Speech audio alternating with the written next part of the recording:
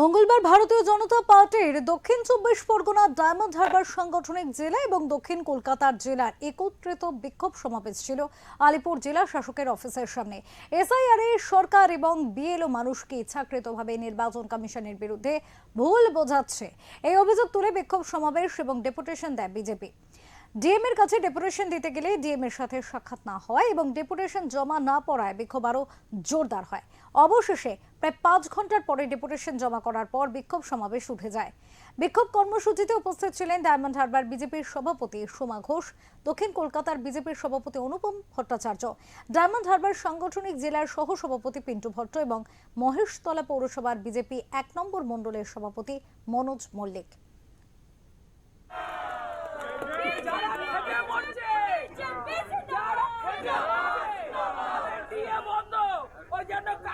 ভোকাটা হয়ে গেছে, নদিয়া মাল বসে রয়েছে। জবাব দাও, জবাব চাই, জবাব দাও। এসআইআর নামে দিকে দিকে সাধারণ মানুষকে হয়রানি করা হচ্ছে কেন? জেলা শাসক জবাব দাও, জবাব চাই, জবাব দাও। ভারত মাতা কি জয়, ভারত মাতা কি জয়। বিজেপি রাজপথে জেলা শাসক হুঁশিয়ার, হুঁশিয়ার, হুঁশিয়ার। গণতান্ত্রিক সমস্ত নিয়ম মেনে এখানে ডেপুটেশন জমা দেওয়া হয়েছে এবং আগাম জানানো হয়েছিল যে আজকে বিজেপির এই কর্মসূচি আছে। তারপরে উনি কিন্তু সেই টেবিলের তলায় মুখ্যমন্ত্রীর নির্দেশে লুকিয়ে আছে। কিন্তু এই নতুন ডিএম সাহেব তো নতুন এসেছে, নতুন আর পুরনো, নতুন আসলে তারা বেশি করে আরো এই চটিচাটা সরকারের এখন আমরা কেন্দ্রে সব হচ্ছে বেশি হচ্ছে। ডায়মন্ড সব থেকে বেশি হচ্ছে এখানে পশ্চিমবঙ্গের। এখনই যদি এই পরিস্থিতি হয় তাহলে এখানে ভোট কি করে হবে? ভোটটা এই যে দুর্নীতিগ্রস্ত এতদিন ধরে যে সরকার ভোট চুরি করেছে, ভোট লুট করেছে, নিশ্চয়ই এবারে সেরকম কিছু ব্যবস্থা আমাদের কেন্দ্রীয় সরকাররা দেখছেন। আপনারা যে ঘন্টার পর ঘন্টা বসে আছেন, এখন কি বলছে? ডিএম স্যার নেই যে এখানে পুলিশের কাছে দিয়ে যান। হ্যাঁ, পুলিশের কাছে দিয়ে যান, যেটা চলছে মুখ্যমন্ত্রী নির্দেশে চলছে। পুলিশের কাছে বলছেন না, ওনাকে তো আগাম জানানো আছে। সাক্ষাৎকার করবে না বলছে? না, সাক্ষাৎকার করবে না বলছে। আর যতক্ষণ না আসবে আমরা ভারতীয় জনতা পার্টি এখানেই বসে থাকবো। উনি কতক্ষণ না আসেন আমরা দেখবো। এসআইআর এর হিয়ারিং এর নামে মমতা ব্যানার্জির সরকার এই ডিএমরা মানুষকে হয়রানি করছে, সাধারণ মানুষকে ইচ্ছাকৃতভাবে নামের বানান ভুল করেছে। বিএলএরা ওরা কারা? বিএলও সব হচ্ছে তৃণমূলের নিযুক্ত বিএলও। ওরা ইচ্ছাকৃতভাবে মানুষের নামের বানান ভুল করে হিয়ারিংয়ে ডাকছে। অসুস্থ লোক, বয়স্ক লোক এই যে হয়রানি করছে, তার প্রতিবাদে আমরা এখানে বসেছি। যতক্ষণ না আপনাদের কথা শুনবে ততক্ষণ না, দেখুন ডিএম পালিয়েছে, আমরা আসবো শুনে পালিয়েছে।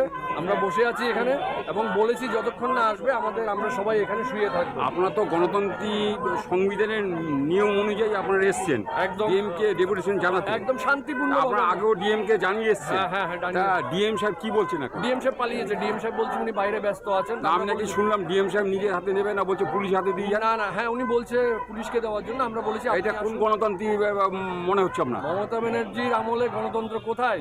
বিএলওদের দ্বারা ছোটখাটো ভুল ত্রুটি দিয়ে সাধারণ মানুষকে বারবার শুনানিতে ডেকে হয়রানি করছে, ওরিয়ে নির্বাচন কমিশনের নামে দোষ চাপাচ্ছে।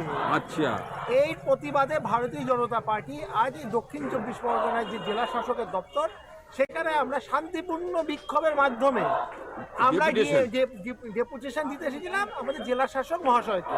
কিন্তু অদ্ভুতভাবে আমরা এখানে, আপনারা দেখছেন, আপনারা সাংবাদিক অনেকক্ষণ ধরে এখানে আছেন, আমাদের 2 ঘন্টা ধরে কিন্তু আন্দোলন চলছে। আমাদের কোথাও কেউ কোনো বাজে কথা বলেনি।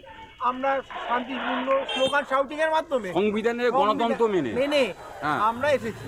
কিন্তু আমাদের যে জেলা শাসক, ওনার হওয়া উচিত ছিল, উনি তো সাধারণ মানুষের জন্য অতন্ত্র প্রহরী। হ্যাঁ, উনি শাসক গোষ্ঠীর কোনো ব্যক্তি না। তো ওনার উচিত ছিল আসা, একখানা কনস্ট্রাকটিভ গণতান্ত্রিক দল। আমরা কি বলতে চাইছেন শুনবো। হ্যাঁ, আমাদের কথাটা শোনা, আমাদের ডেপুটেশন দিতাম, এইটুকু তো ব্যাপার। উনি এখনো পর্যন্ত আসেননি। শুনছি ওনার নাকি উপরতলা